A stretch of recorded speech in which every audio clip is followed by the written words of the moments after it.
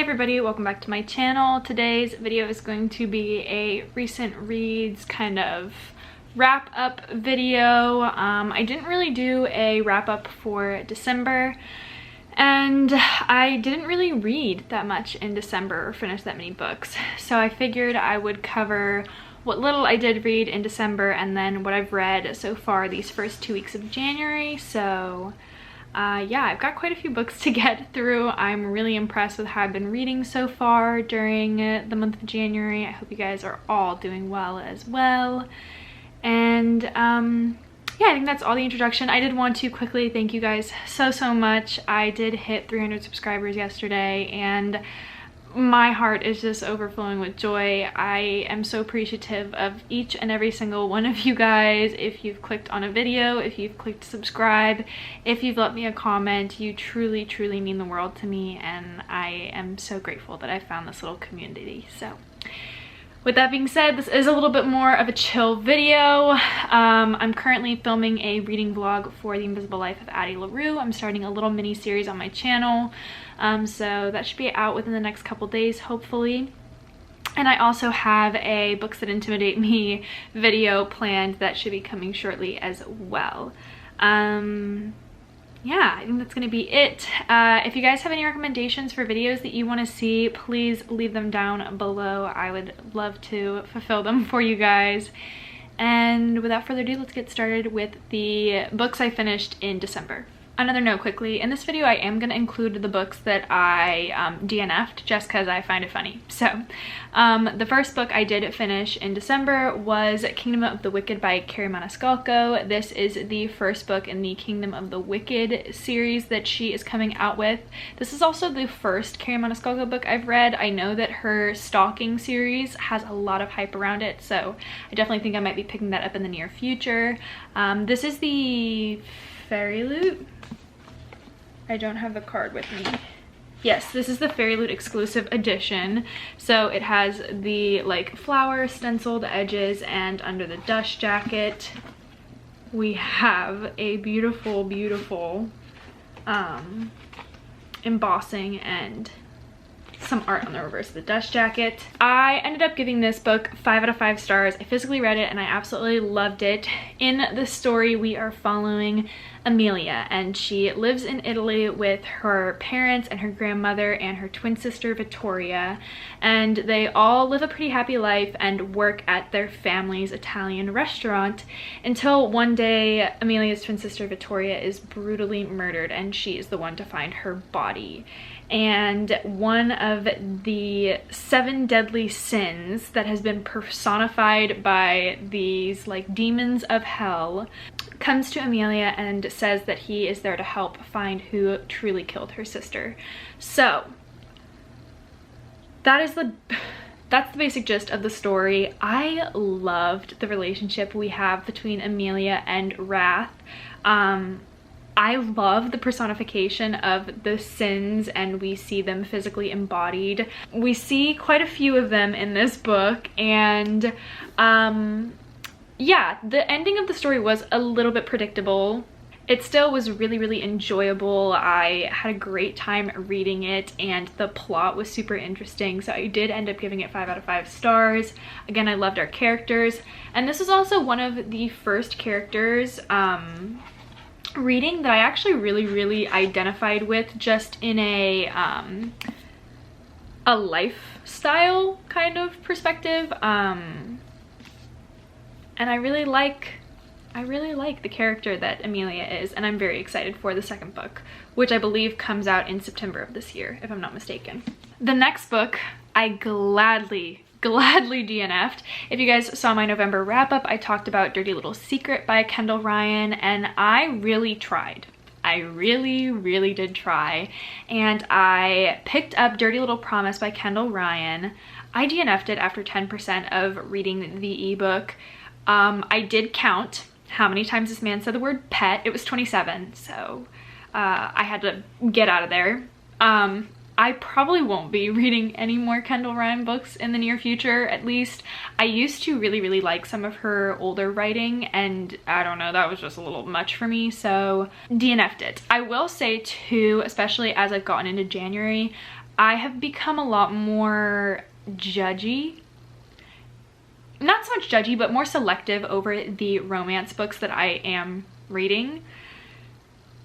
And I can just tell pretty quickly now what I don't like. Sometimes I will try and persevere, but for the most part, this was not one of those situations. And the final book I did finish in December was Beautiful Stranger by Christina Lauren. I read Beautiful Bastard back in November or October, I believe, and I don't remember a lot of this book. I gave it 3 out of 5 stars.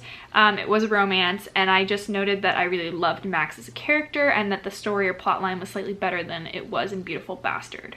So those were the books that I read in December. Like I said, it really wasn't a successful reading month, but on the day I'm filming it, this is the 12th of January, and I have finished 4 or 5 books already this month, so I'm really proud of myself, and I'm hoping that I can continue on with that kind of reading fervor for the rest of the year. So I'm just going to go through the books in order that I finished them. This was a very ebook heavy beginning to the month, so I'm hoping that I'll get more into physical books as the month progresses. I'm going to kind of clump them by series too, if I read the series. So the first that I started off with was the Off-Campus series by Elle Kennedy. There are 4 books in this series, and I did finish the first 2, The Deal and The Mistake by Elle Kennedy. I gave both of them 4 out of 5 stars. That is a very generous rating, but when I compare it to the 3rd book, it's also understandable. So the 3rd book is The Score by Elle Kennedy, and there's another one after it, I believe, but I didn't even bother with that one. So like I said, The Deal and the Mistake got 4 out of 5 stars. The Score by Elle Kennedy, I DNF'd at like 700 pages, 700 iBook pages, so I only had like about 10% left to go, and I really tried. Compared to the other 2, the first being Garrett and Hannah's story and the second being Logan and Grace's story, I really liked those. I don't see too much of an issue with them. I will say they're just very easy books to read. They're also very stereotypical. The first 2 books were very reminiscent to me of the Brooklyn Bruisers series by Serena Bowen, and I do believe the authors are not related, but they bounce off of each other. And with that being said, I enjoyed them for what they were. They were high school set romance stories about hockey stars, which I really enjoy hockey. That's a big reason why I rated them so highly. The Score was really bad. Since I did DNF it, I did actually give it a rating because I felt that I was, at that point, I'd read enough to know. I gave it 1 star. I just said everything is sucky. If you're young, like, skip ahead 10 seconds, and if you don't like hearing about like sexual scenes, skip ahead. If you don't like hearing about spoilers, I'll put my hand down when I'm finished talking about it, but... Okay, so I know you're probably expecting to hear me rant and rave about The Score, which I did for 6 minutes. And I decided to scrap the footage just because, first of all, I didn't feel like it was entirely appropriate, and I know that at a very young age I started reading a romance. I want to keep this as, like, appropriate as possible. But I'm just going to kind of talk with you guys about my feelings. Sorry if it's loud in my room. I'm editing and I have the heater on. So my hand is still metaphorically up. There are a lot of things I just didn't enjoy, and I did go on Goodreads after I finished filming this video to hear what other people who also rated it as low as I did, or even DNF'd it, rated it. And it's just very lackluster compared to the other books, while the other books honestly weren't even that great, and I have since changed my 4-star ratings for both of the other books. This one just particularly was not it for me. I really didn't like a lot of the scenes where I felt like the author was trying to bring up topics where they weren't really needing to be discussed. I felt like this book was just filled with a lot of unnecessary aspects to it. For example, I really disliked the like constant like self-slut shaming that was going on. For a big majority of the book, the main female character, Allie, just continues to like gripe on herself and call herself a slut for wanting to have consensual but not in a relationship sex, which that doesn't make you a slut. So that was very like bothering. There are also comments made about the main male's preferences within sexual acts, and when he addresses how he doesn't like that, the main girl character is like, oh, is it because you're homophobic? Which I feel like it didn't make sense why the author put that in there, especially like in a vulnerable setting. If somebody says they don't like something, I don't think it's because they're homophobic. It was a very weird statement for the author to have made. And then, just to top it off, the last like 15% of the book, which I kind of stopped, I haven't even read the last 10%, but there is, very spoilery here, the football player that dies. I don't understand really the point of that. I felt like it was just an event that she threw in to keep the book going, when honestly you could have just ended it with Dean and Allie being happy and being together. Not to mention, I also didn't like Dean and Allie as a couple, so it was just a lot of things compiled together, and I'm very proud of myself that I got through this in 3 minutes as opposed to like the 7 that I was ranting about for the previous one. But it just wasn't my cup of tea. I really didn't like it, and I did continue on with The Chase by Elle Kennedy. It's a companion series to Briar U, and I had to stop. The same thing. I ended up just skim reading. The relationships are very stereotypical and superficial, and I feel like there is no depth to them, and it's just not representative of what a real relationship would be like, and I don't appreciate that. I feel like it's just unnecessary. I feel like there's such a better way to outline a relationship that is just of consensual sex. You don't have to make it something it's not. And I really didn't like the fact that they pushed that so hard, where Allie's a slut if she isn't in a relationship and she's just having consensual sex. So that's my thoughts. With that being said, in my next few wrap-ups, you guys probably aren't going to see me reading a lot of ebook romance. I'm actually going to try and take a different route and see if I enjoy and fall in love with romance again, because I just feel like this has not been it. I do have a couple books that, Get a Life, Chloe Brown, Red, White, and Royal Blue, and This Time Next Year by Sophie Cowstens. Those are all books that have been on my TBR for a while, and I think I'm just going to take a break from romance in general and try and whittle down my TBR this month. But as for next month, I think I'm going to try some of those books. So let me know if you guys have any really good contemporary romances that don't have those abhorrent traits that I just noted. But if you did happen to like the score, that's okay too. Everybody has different preferences. It just really didn't sit well with me, and I didn't like it. So it's personal. Everybody has their own book preferences, but I just wanted to consolidate my thoughts and opinions as opposed to like getting my anger and frustration out on camera. So that is that, and I'm gonna finish the rest of the video. But I love each and every single one of you guys so much. Thank you all so much again. I'm still in shock about 300 subscribers, but I'm now nearing at 6 minutes, which is what I was trying to whittle down. But thank you guys so much, and yeah, finish on with the video. The next book I finished was Den of Vipers by K.A. Knight. I gave this book 2 out of 5 stars. It took me quite a while to read it for romance. I think it took me like 4 days to finish it, and usually I'm pretty good about finishing romance really quickly because it's just super easy to like get through. But I just noted that the entire plot was sex, especially towards the end. I ended up just skim reading probably the last 25% because it was just like sex chapter after sex chapter. I would like to state as well that there is a blatant line of plagiarism from Twilight.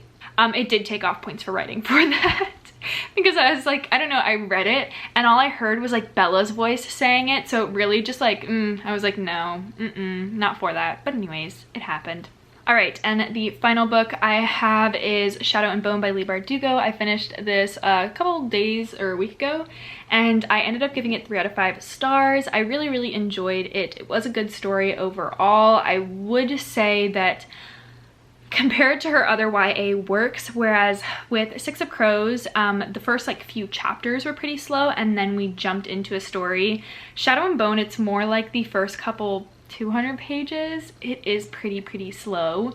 There's a good chunk of action at the beginning of the book and then it kind of comes to a lull and then it doesn't pick up again until about the last 100 to 130 pages of the book. I really did enjoy this story. I really like our main character, Alina, and I think I'm probably going to continue on with Siege and Storm. The main reason behind me reading this, however, was because they are adapting Shadow and Bone, as well as There Will Be Six of Crows characters, into a Hulu television short series. I don't know if it's a movie. I don't think it's a movie.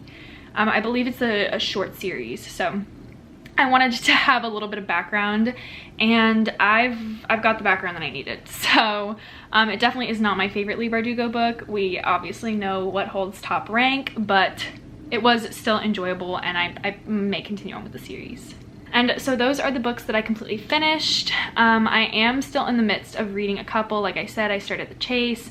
I am reading The Invisible Life of Addie LaRue, which is surprisingly the first book I've read this month that has LGBTQ plus representation in it, which is a huge goal of mine this year. I think last year I only read like 10 books out of the 65 that I read had LGBTQ plus representation, and I really wanted to up that this year. So that is something to look forward to if you are interested in the book. Again, thank you guys so much for 300 subscribers. Every time I think about it, I kind of get like, I would be teared up, like I get a little choked up. But it's just, I don't know. I really don't know how to say thank you. So yeah, that's gonna be it. Every time I think about it, my cheeks just get like a little bit like wider, but yeah, that's gonna be it for today's video. Again, thank you guys so much. It just means the world to me, and I'm gonna go before I get very teary-eyed. But yeah, thank you guys so much. I appreciate every single one of you.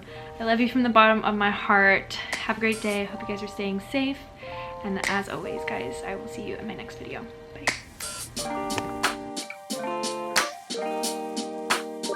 Bye.